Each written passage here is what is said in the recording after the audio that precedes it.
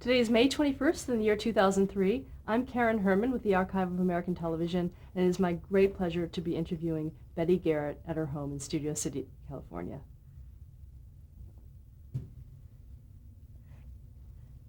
Okay, I'd like to take a few minutes and ask you some questions about your early years and childhood. And our first question is, what was your name at birth? Betty Garrett. Well, actually, it was Elizabeth, but I've never been called Elizabeth. That would be too dignified.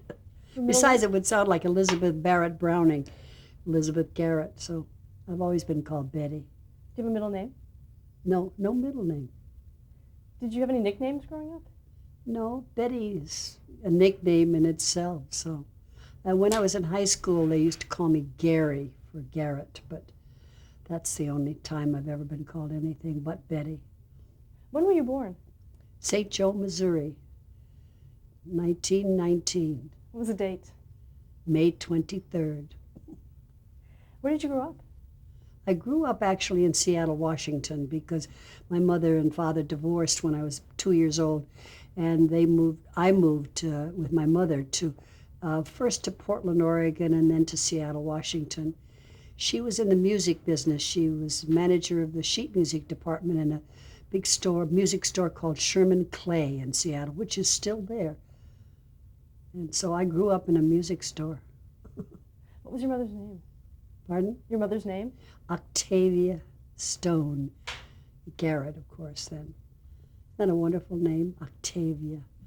Her nickname was Tavy. And your father's name? Curtis Garrett. What did he do? He was a shoe salesman, a traveling salesman. And we used to still see him after he and my mother were divorced. He'd blow into town and take us to dinner and to a show.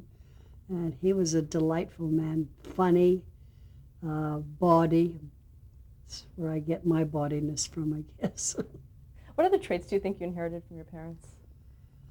Well, my mother was a very calm lady. And I think I've inherited some of that because I don't easily get angry or upset or anxious. I think I sort of take life in my stride. And she was amazing. She had this wonderful, serene attitude about her. She was much more dignified than I am. But the lack of dignity I take after my father. Did you have any hobbies growing up? Do I have any hobbies? When you were growing up, did you have hobbies? Well, I think right from the time I was a small child, I was always making up stories and improvising little dramas and things. I went to a boarding school for a while where there were 13 other little girls, and I was the oldest, so I had a captive audience. And I would gather them around me, and I don't know where I got these stories in my head about a Swedish woman getting on a bus, or a girl making up for a date, or my favorite was dime store demonstrators. The ones that say, "Now, ladies and gentlemen," would put their cold cream, and I would do these long, lengthy improvisations. So I don't really remember having any other kind of hobbies but that. One of the funniest things is that as I grew up in recess, I would gather groups of students around me and do imitations of Maurice Chevalier and Al Jolson, which is kind of funny that I grew up to marry the greatest Jolson imitator of all time. Now, did you listen to the radio? I mean, how did you know what was going on? Radio was just coming into existence in my childhood. My mother had a shortwave radio. When we lived in Seattle, maybe I was about 9 or 10 then. And we used to listen. And I remember we lived in a hotel in Seattle called the Clark Hotel, and there was a big lobby that had a radio. And I remember listening to the Gene Tunney, oh dear, I'm having a senior moment. Who did Gene Tunney fight? It was a biggest fight of the century. And that was a big event to listen to that on the radio. Did you go to the movies? Oh, yes. My mother took me to the movies all the time. We just loved the movies. We particularly loved movies that made us cry. And I remember sitting next to my mother, and both of us with wet down sides of our coats from crying. And we loved musicals. I saw all the great musicals. I saw the original Singin' in the Rain with Winnie Leitner, and I saw Ruby Keeler and Dick Powell, 42nd Street, all of those wonderful movies. My mother, because she was involved with music, had, particularly from the store, had tickets to all the concerts, and I saw many great artists. I saw Rachmaninoff play piano. I had a really great cultural background in plays. I saw the Walter Hamden players come through. I'm sure you're too young to even know who Walter Hamden is, but Catherine Cornell came through Seattle. That was a very dramatic event because there was a blizzard, and her scenery and Catherine Cornell herself, I guess, was delayed in getting to the theater, and the audience sat there till midnight. Nobody left, and she came in at midnight. They set up some scenery, and she did the play. But Seattle was like that, even in those days. It was very cultural. What did you want to be when you grew up? I vacillated. In my teens, I had a lot of sort of minor talents. I liked to draw. I thought I might be a commercial artist. I loved to write, and I thought I might be a newspaper woman. But I think above everything else, the acting was there. And I remember I went to a wonderful school in Tacoma, Washington called Annie Wright's, and our final play was Twelfth Night, and I played Mariah. And I guess I must have played the hell out of Mariah, because the bishop, who was the bishop of the diocese in that school, came up to my mother and said, "What are you going to do with your daughter?" As if, what am I going to do with her? My mother said, "What do you think?" And he said, "I think she better be an actress." As if, if I'm not an actress, I'd probably be a gangster's mall or something. So my mother got a character recommendation from him, in addition to a recommendation from Martha Graham, the great dancer, and I got a scholarship to the Neighborhood Playhouse in New York. How did you first meet Martha Graham? She was coming through town, through Seattle, on a concert tour. I think I even saw her concert, and she had a friend that was also a friend of my mother's, and so my mother's friend arranged for me to meet her.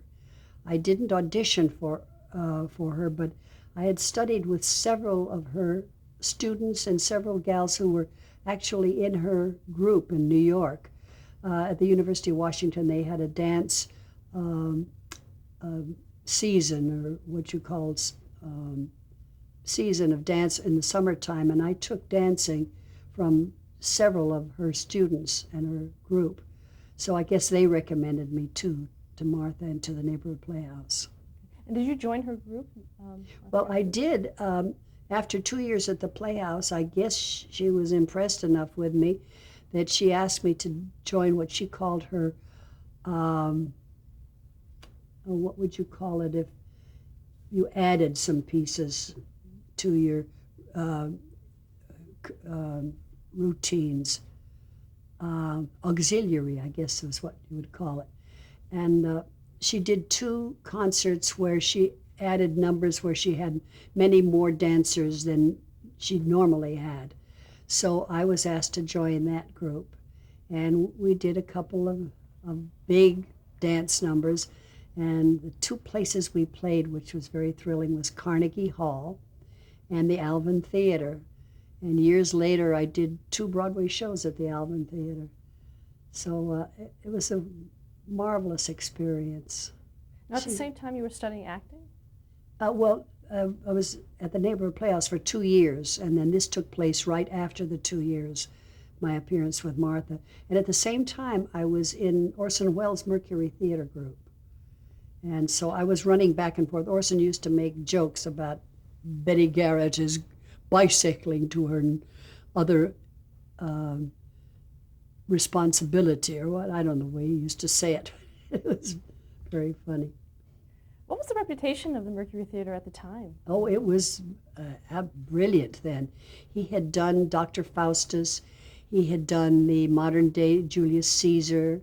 He had done Horse Eats Hat and several wonderful theaters of the Mercury Theater.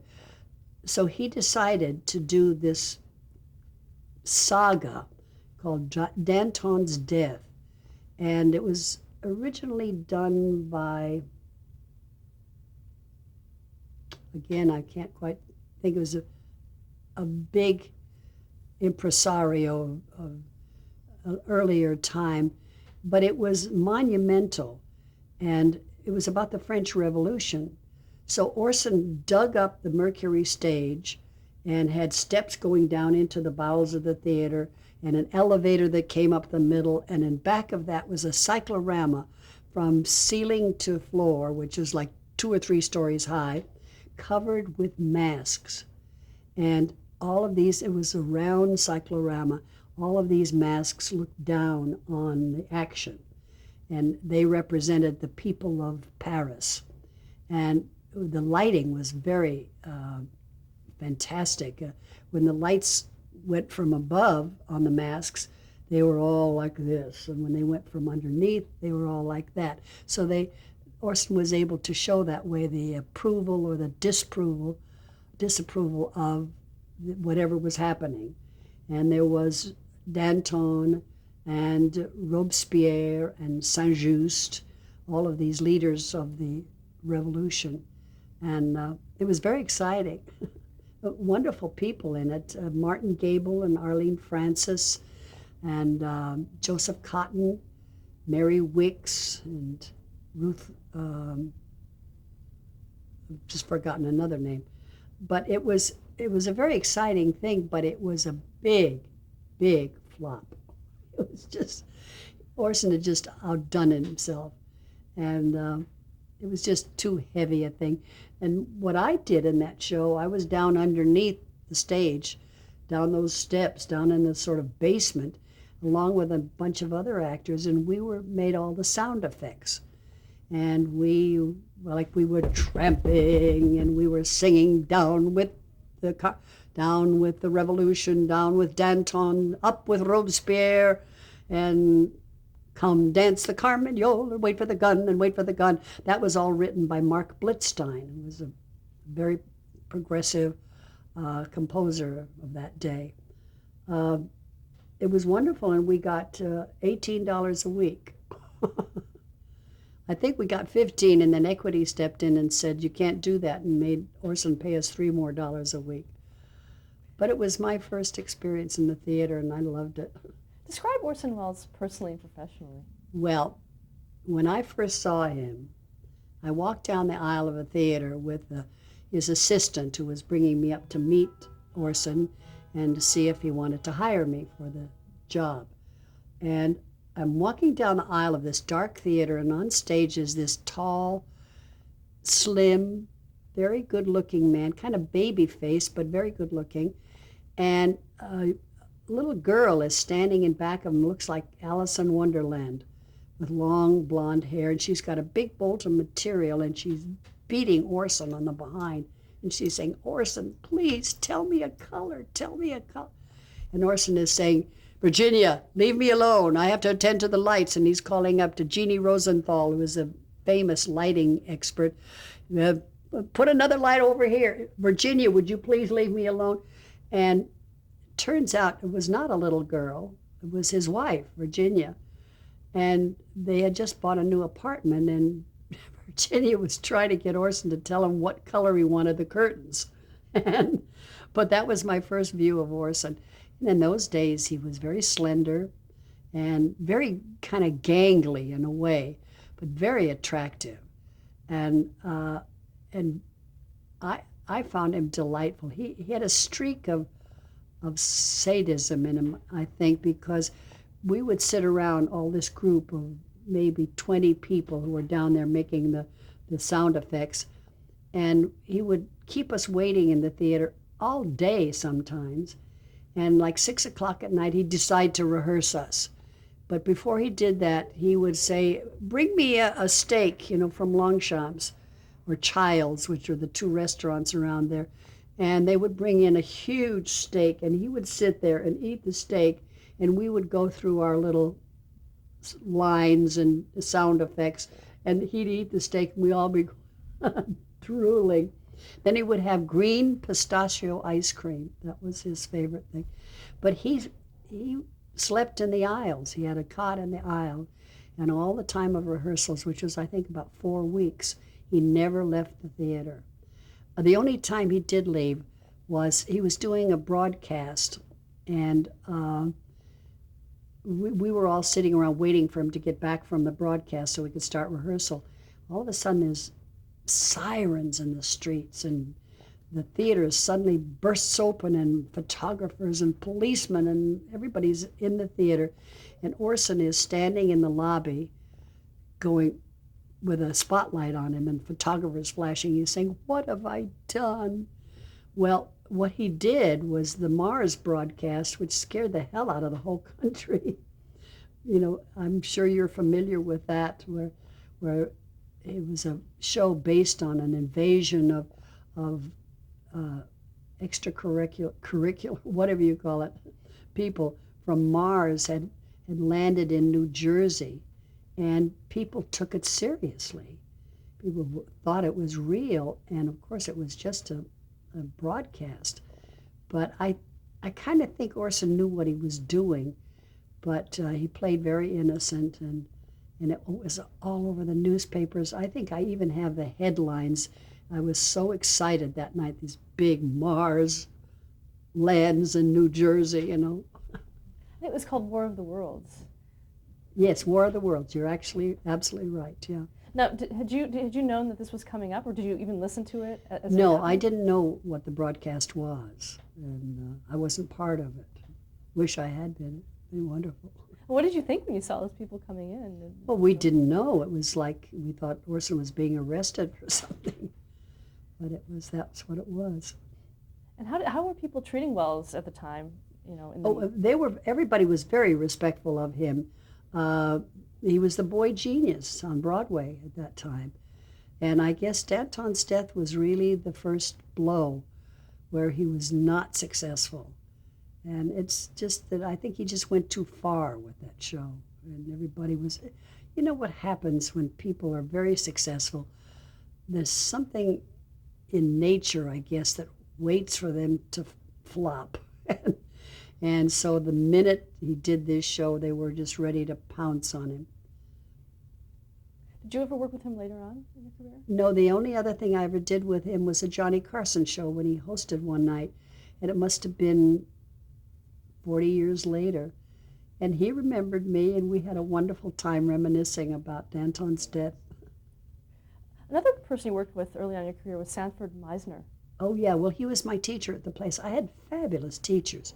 Sanford Meisner, Sandy Meisner as we called him, was my acting teacher. Martha Graham was my dance teacher. Anna Sokolow was also my dance teacher.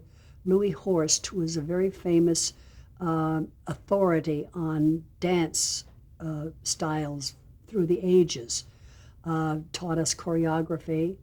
Not that he danced. He was a big, portly man, middle-aged, sat at the piano and played. But he taught us all about different dance styles. Margaret Webster taught us Shakespeare, one of the most illustrious actresses, directors, and teachers of Shakespeare in New York. It was a great, great training that I had. And then in 1939, you actually worked at the World's Fair. Yeah, I got a job in a show called Railroads on Parade. That was a huge pageant, which the playing area and the bleachers, it was outside, took over a block. And outside of each wing of this stage were railroad yards, and on those tracks that ran across the stage were actual full-sized locomotives, some of them the authentic original motors, like engines like the Tom Thumb Railroad, and supposedly the big yellow boxcar that held Lincoln's body as it was taken across the country after Lincoln was assassinated. And what we did as dancers and actors in front of it, we would act out little scenes like the Tom Thumb Railroad, excuse me. There was a bride and groom and the bridal party, and they jumped off the train, and there was a big Viennese waltz all over the stage. And when the Lincoln train went across, the people went up, slaves and farmers and everything, and went up and touched the train, which is, I guess, exactly what happened in real life. And there were all these wonderful scenes. And the show was an hour long, and we did 4 shows a day. And we did that for, I think, 6 or 7 months of the year. We didn't play during the winter, but while the fair was open in the summertime, that was for 2 years. The second year, the director decided to do a modern train, a cross-section of the club car of a modern train. And it was cut in half, and so you looked into the club car and you saw people having drinks and sitting around talking in club chairs, and porters and waiters waiting on them and everything. And at the end of that was a little compartment. And I came into that compartment with a porter in my bag, and he put my bag up, and I tipped him, and he saluted me, left, and then I slowly started to take my clothes off. And I would put my hat up, and I'd take my jacket off, and I'd take my blouse off, and then my skirt off, and I'd roll my stockings down, and just as I was about to undo my bra, the train would go slowly off. Someone very rudely remarked, and so did half the men in the audience. But at any rate, that was my very discreet striptease at the World's Fair. Did you have any problems doing that? No, not at all. I have no modesty. I have vanity, but not modesty. I wouldn't do that today. During the World's Fair, did you happen to stop by the television exhibit there? Oh, yes, I'm sure I did, because being there 2 years, I saw every single thing was at the World's Fair. We would go out in between shows, and of course, the television part was, my area was the transportation area with the wonderful, what was that exhibit that had all the little miniatures? I can't remember the name of it, but anybody who was ever at the World's Fair, that was the big thing to see. Then I think the next one area next to it was communications, if I'm not mistaken. And you could go and make long distance calls to the rest of the world, and you could view television, all the different new things that were happening with television. So I know I saw that. Did you have any impressions about it? Did you think anything of it? I don't know. I can't remember that I was that impressed with it, but it was certainly more than radio.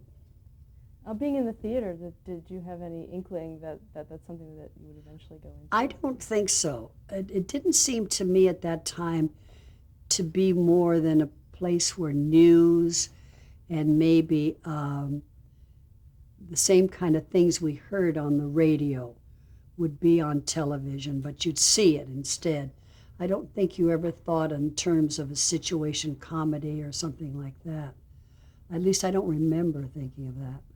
And I certainly never saw myself in that. Let's talk about some of your other stage work.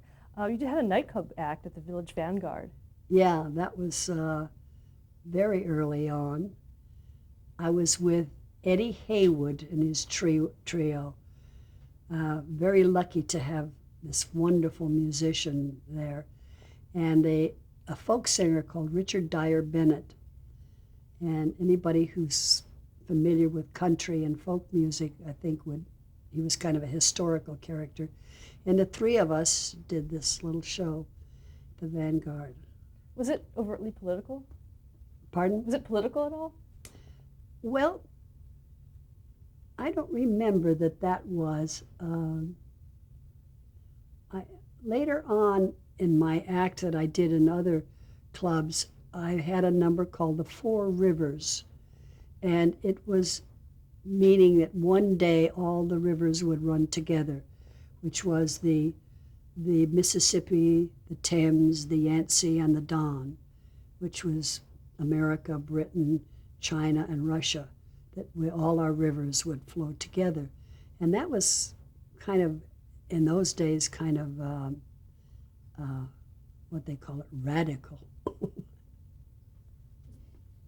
Another thing you appeared in was Something for the Boys. Something for the Boys was my first real Broadway show.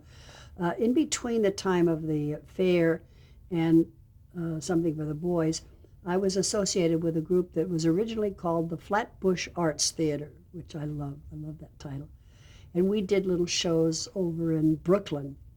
And we graduated and moved into Manhattan and renamed ourselves the American Youth Theater. And we did several musical reviews, some of them political, or had political material in them. But it was, I guess you'd call it off-Broadway. They didn't have that term then, but they were in theaters that were, like one was on 59th Street. I think it's now a church. It's a theater, but I think it's a church. And places around like that. But then my first real Broadway show was Something for the Boys. And I was hired to understudy Ethel Merman. What was it like working? Did you work with her at all? Oh, yeah. Well, I had a part in the show, a little part in the show. And I was given a song that used to stop the show every night. And contrary to stories I've heard about Ethel, she had to walk into my applause. But instead of saying, cut that song out of the show, she would make me come back on and take a bow. She was very generous to me, and I loved her. She'd spit in your eye if she didn't like you, but boy, if she liked you, she was a loyal friend. Call Me Mister. Call Me Mister came quite a bit later. In between Something for the Boys, I went into a show called Jackpot with Jerry Lester, Nanette Fabray, Alan Jones, Mary Wicks, and Benny Baker. We were this kind of marvelous cast. We had so much fun, and we had loved each other, and we were a flop. But we did. In those days, you could run a show for 3 or 4 months, even though you got bad reviews. And we not only got bad reviews, we would get mentioned every week in the paper. Someone would say, well, of course, this is not quite as bad as Jackpot. But we managed to survive a few months and had a wonderful time. Then after that, I went into an Olson and Johnson show called Laughing Room Only. Let's stop there to change the tape. Okay.